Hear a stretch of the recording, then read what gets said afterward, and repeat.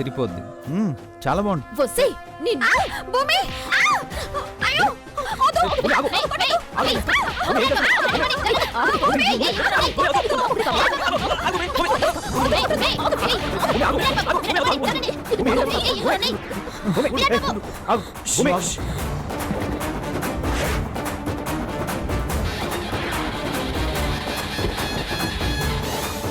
నేను బాగా ఆలోచించి ఒక నిర్ణయం తీసుకున్నాను.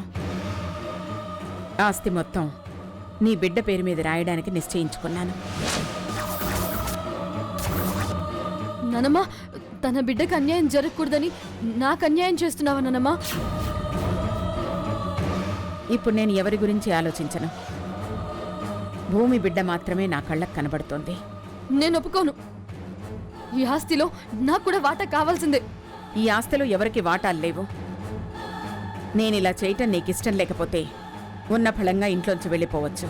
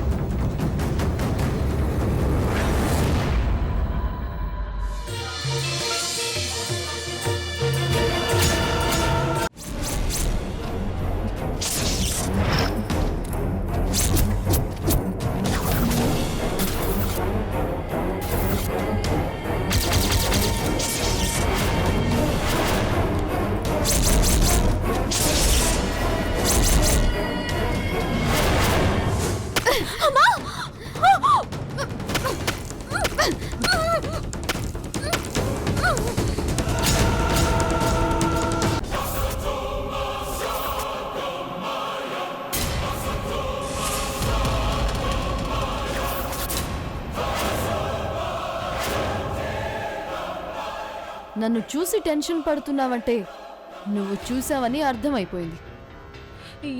ఏం చూశాను? నటించుకే.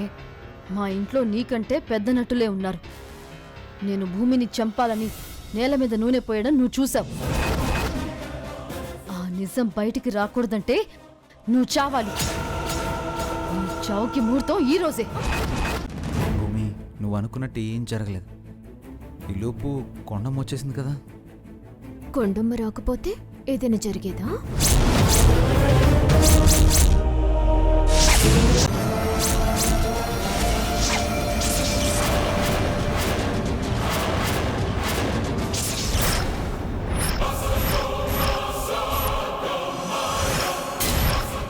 రథంలో తల్లిదండ్రులు అంటూ టార్చర్ పెట్టావు. నా బిడ్డ అంటూ ప్రాణం తీస్తున్నావు కదా. ఈ రోజుతో నువ్వు నీ బిడ్డ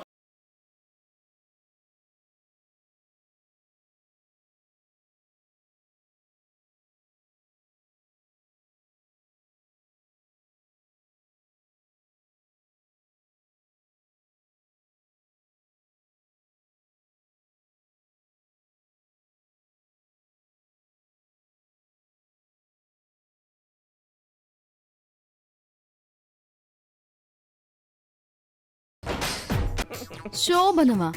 నీతోనా? అదేంటి కోసం అంత మాట నిసావు? భార్య ఇష్టము అనుమతి లేనిదే భర్త అయినా సరే ఒంటి మీద చెయ్యి వేయకూడదని పోలీసోడువైన నీకు నేను చెప్పాల్సిన అవసరం లేదనుకుంటాను. ఏహే ఊరుకో. శోభన ముహూర్తం పెట్టించింది నువ్వు, శాంతి పూజ చేపించింది నువ్వు. ముఖ్యమైన కార్యక్రమానికి వచ్చేసరికి ఇలా అంటున్నావేంటే? ఓహో అదా, అది మా నానమ్మ కోసం చేశాను. ఆవిడ్ని సంతోష పెడదామని ఇలాంటి ప్లాన్ చేశానులేండి. అంటే అంటే మీ నానమ్మ కోసం నన్ను బక్రం చేసావా?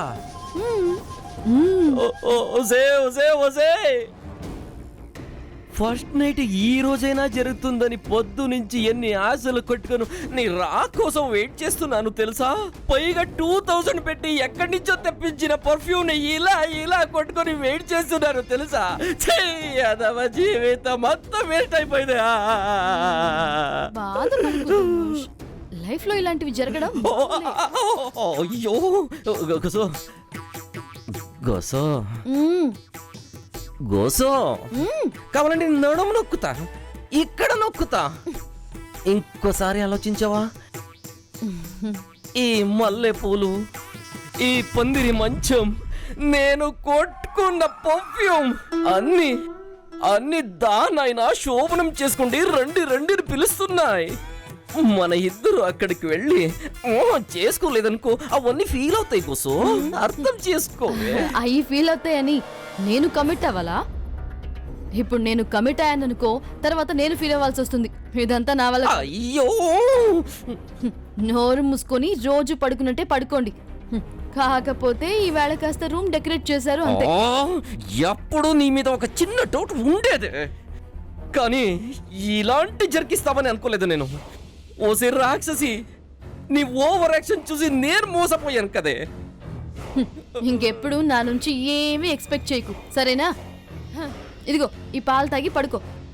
అమ్మో నేనే నమ్మను. ఇంతకు ముందైనా కొంచెమైన నమ్మకం ఉండేది నీ మీద, ఇవాళ పూర్తిగా పోయింది. నన్ను వదిలించుకోవాలని కంకణ కొట్టుకుని రెడ్డిగా ఉన్నావు. ఈ పాల్లో ఏమైనా కలుపు ఉంటే నువ్వు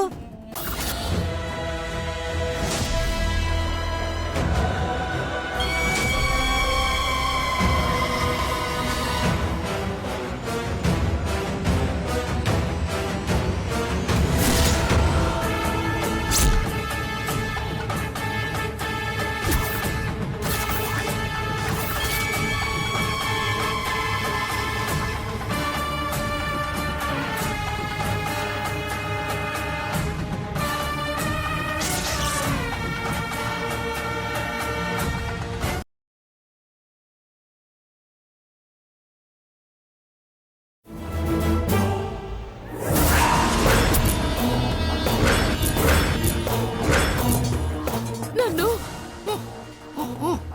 మంగ దగ్గరికి తీసుకెళ్తావా?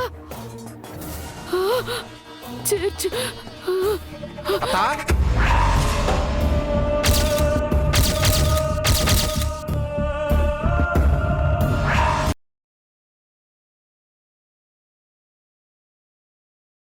తను రాకుండా నేను ఇక్కడి నుంచి వెళ్ళే సమస్య లేదు.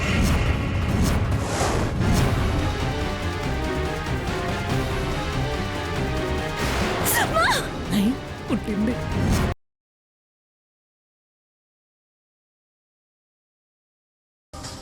అమ్మో తను వస్తుంది.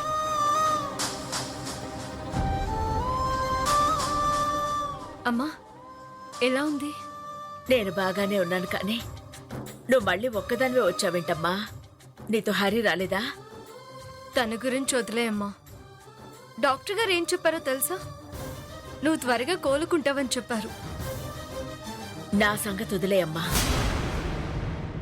నీకు హరికి ఏమైందో చెప్పు.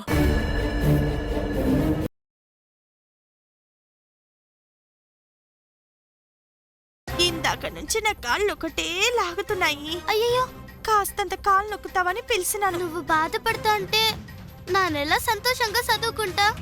నీకంటే నాకేది ఎక్కువ కాదు. నిన్నిలాగే చదువుకోకుండా చేస్తాను, అప్పుడే నా మంగ నీకంటే గొప్పదవుద్ది.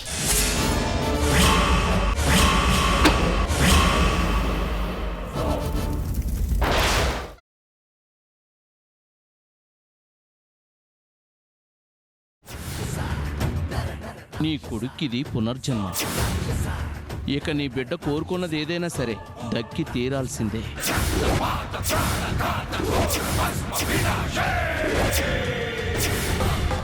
అరగంటలో ఈ ఊరు వాడ పిల్ల జల్ల పురుగు పుట్ర ప్రతి ఒక్కళ్ళు ఈ ఆదిశంకర్ కాళ్ల కిందుండాలి.